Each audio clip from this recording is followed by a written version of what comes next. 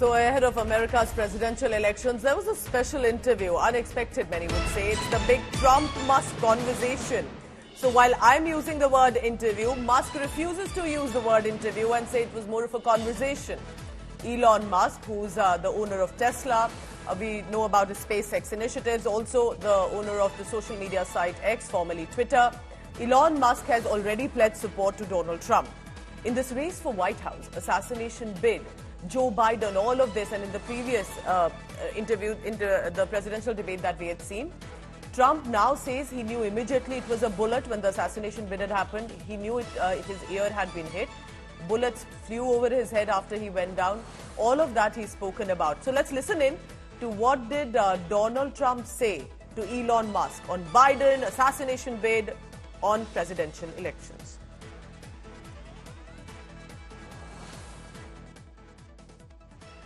Questionable. The percentage of intelligence that is biological,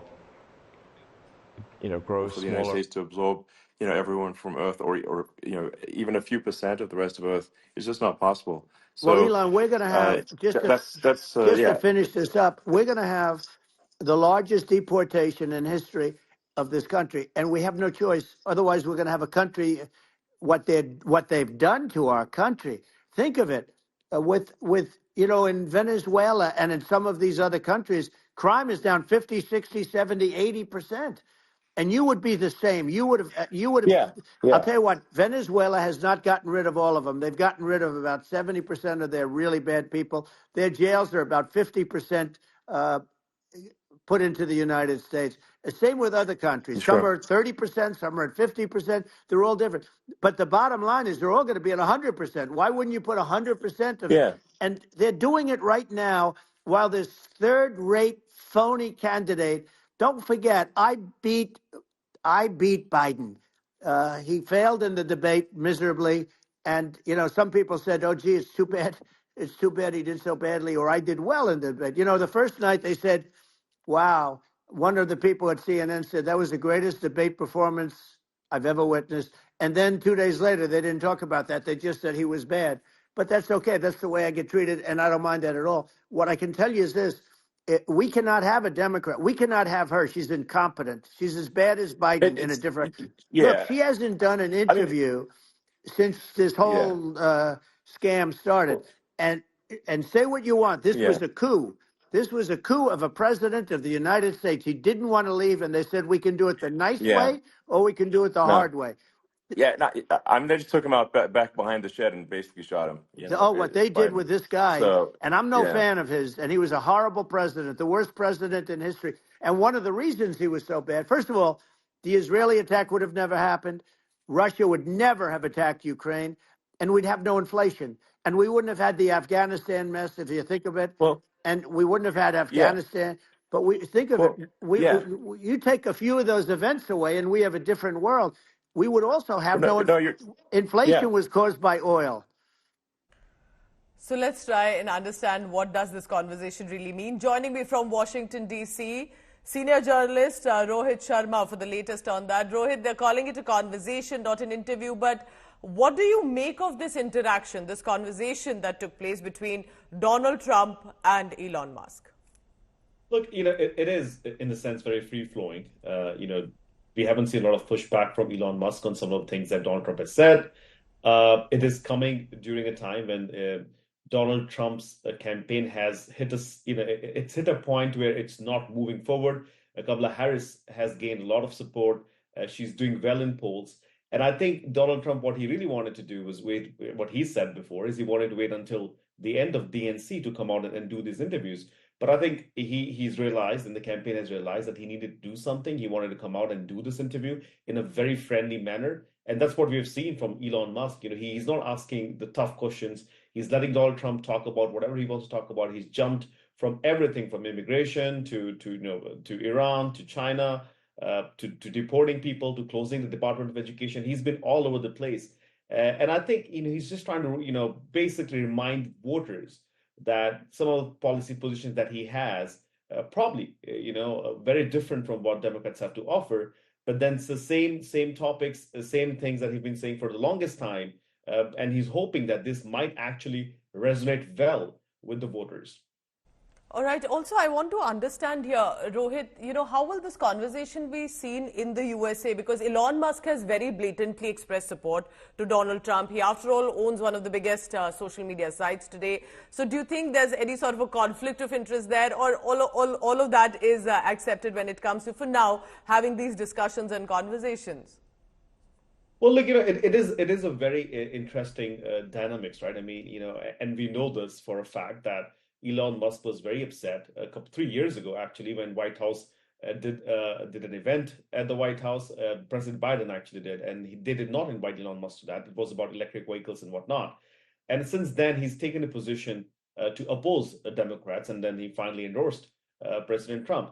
Look, in America, we've seen, people can do that. Entrepreneurs have endorsed people. They donate a lot of money, but not at the level that, or at the level which Elon Musk is pushing President Trump in this case. So, well, it is uncharted territory for now, Pooja. But I mean, at the end of the day, it wasn't hidden. I think everybody understood that this has been going on for a while from some of his tweets, some of the criticism that Musk had, before he endorsed President Biden. So it's all like, hand in glove for right now. But again, very free flowing conversation and definitely not an interview. All right. Rohit, so I do want to understand here that could there be one coming in with Kamala Harris, or that hasn't been mentioned yet by Elon Musk? I'm pretty sure, as a businessman, he would love to, he would love to drive up the engagement. I think at one point they had like 1.2, 1.3 million people listening to this conversation on Twitter. So, I mean, I think it probably make a lot of business sense for him to do that. But would he be willing to do that? Would he provide the same platform? I mean, that's an interesting question. I'm definitely very sure that the DNC and Harris campaign would love to join the bandwagon and do this. But again, maybe it could, people would say it's unbiased, or maybe it is biased. So we'll have to wait and watch. But if somebody, in Kamala Harris's campaign is hearing this, and it might be a great idea for them to connect with the voters directly in a similar fashion. Stay on with me, Rohit, because it looks like there's another excerpt of that conversation that's come in. Let's listen into that. Yeah, no. I think you're making an excellent point here, which is that when other countries can, that are, are thinking about invading or doing bad things, when they're thinking about that, they're thinking about, okay, what's the American president going to do? And do they fear the American president, or is there someone they do not respect and do not fear? And I think they would rightfully be. I mean, look at that the footage of the assassination. They're like, okay, President Trump is like, don't mess with me. I mean, that's like, whereas I think people are not going to be, and they obviously have not been at all intimidated by Biden, and they certainly will not be intimidated by Kamala. And you have to really think of that in the context of global security. That if the American president is someone that, like, evil dictators are scared of, that makes a huge difference to the security of the world. So I had a good relationship with Putin, despite the Russia hoax that lasted for over 2 years. Just a hoax created by Hillary Clinton and Adam Schiff, some just bad people, just sick people, frankly. I mean, Schiff is a sick person. He's going to end up probably being a senator. It's hard to believe. The whole thing is hard to believe. But, they put our country in danger with that stuff, too. They actually, when they make up stories, and you have to fight your way out of it for a long time. But I know Putin very well. I got along with him very well. He respected me, and it's just one of those things. And we would talk a lot about Ukraine. It was the apple of his eye.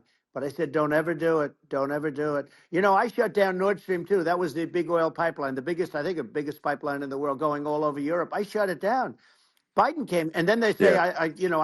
I loved Russia. I was a friend of Putin, and I loved Russia. No, he actually said to me one time, he said, if you're my friend, I'd hate to see you as an enemy. I shut down his pipeline, the biggest pipeline. They were looking at that to fund, and this pathetic president gets in there, and the first thing he did, one of the early things he did, is he shut down Keystone XL pipeline, which is our pipeline that would have employed 48,000 people, pipeline workers, shuts it down. That was, a massive job that Obama refused to allow. Yeah. I allowed it in my first week because it was jobs and it moved oil. And by the way, in a much more environmentally friendly way. It's underground. It's not a truck that catches on fire or a train that catches on fire.